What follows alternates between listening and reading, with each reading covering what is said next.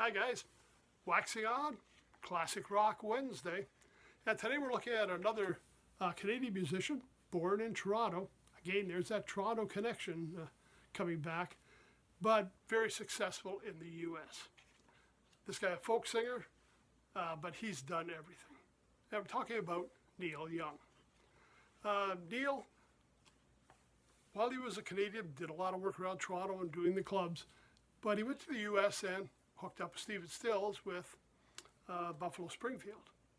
After that, next thing you know, Crosby, Stills, Nash and Young. Then Neil started branching out, doing some work on his own. So I'm not going to really touch on the Springfield or the Crosby, Stills, Nash and Young albums at this point. We're just going to look at some solo Neil Young.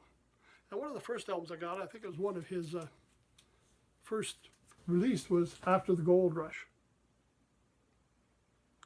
Now, he still utilized some of his old friends, and Stephen Stills appears on this album as well.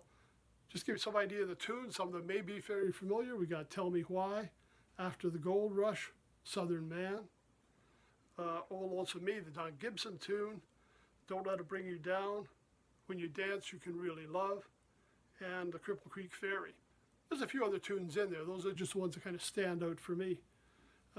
Bass at the time, he's put his own band together. We got Billy Talbot and Greg Reeves on bass, Neil Young, Jack Niskey, and Niels Lofgren on piano, Ralph Molina on drums, guitar, Neil Young, Danny Whitten, and vocals, Neil Young, Danny Whitten, Niels Lofgren, Stephen Stills, harmonica and vibes, Neil Young. A very acoustic album, and again, one of his early releases. A few years later, he followed that up with another one, again in the acoustic feel, and this is where he really got some radio play. And that was the album called Harvest. See if I get that in there. Now on Harvest, again, some very familiar tunes you may recognize. Heart of Gold, Are You Ready for the Country, Old Man, Alabama, Needle and the Damage Done. A lot of ones that got airplay. There's some other songs in there too, and they're all worth a good listen. He's got some guests on here. We got a band called the Stray Gators that back him up. But the guests we're looking at, looking here, I see James Taylor, Linda Ronstadt sharing vocals, David Crosby and Graham Nash, so two of the Crosby, Stills, Nash and Young members. We also got David Crosby and Stephen Stills. So again, we're bringing in some Buffalo Springfield and Crosby, Stills, Nash and Young. So he has a lot of guests helping him out on this album. And I'm just checking to see on the recording date if there was one on it. Because I'm thinking this one was, well, I don't see a date on it, but a couple years after the release of After the Gold Rush.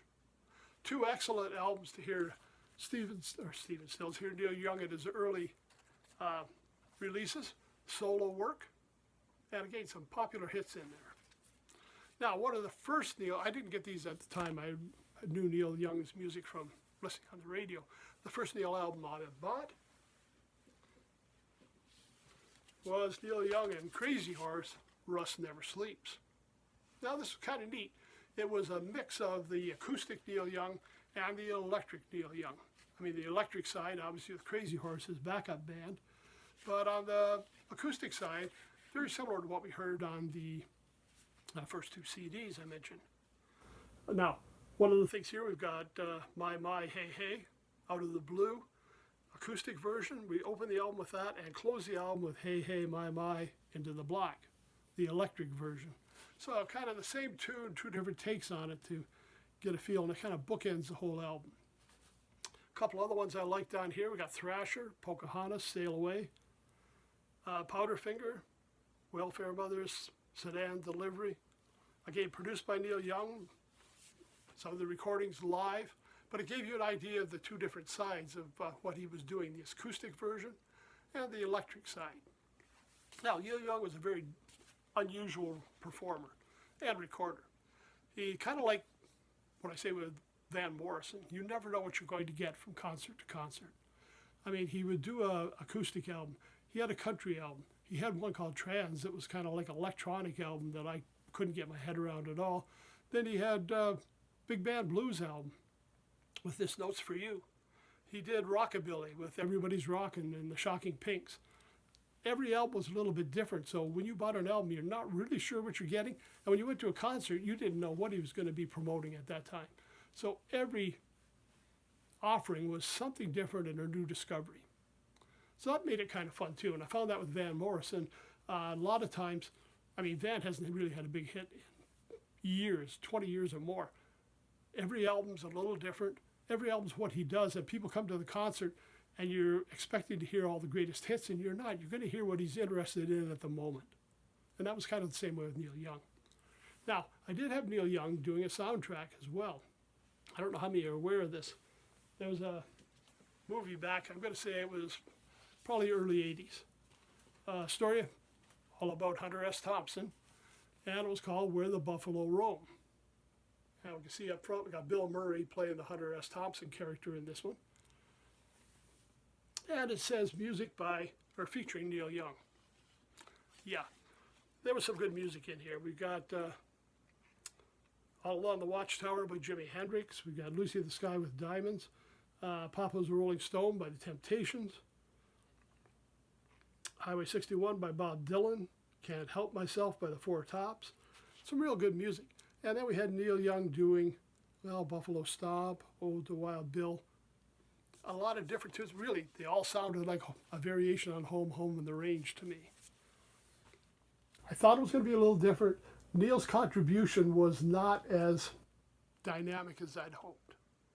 But it's worth a listen if you can find the album. I don't know how many of them are out in print. It was, again, a soundtrack to a movie. I don't know if it's even available on the streaming networks. But if you get a chance, it's worth checking out just because it is Neil Young. So that's it for today. Another Toronto guy made good. Made it to the big time. He's acoustic, electric. A couple of his early solo performances.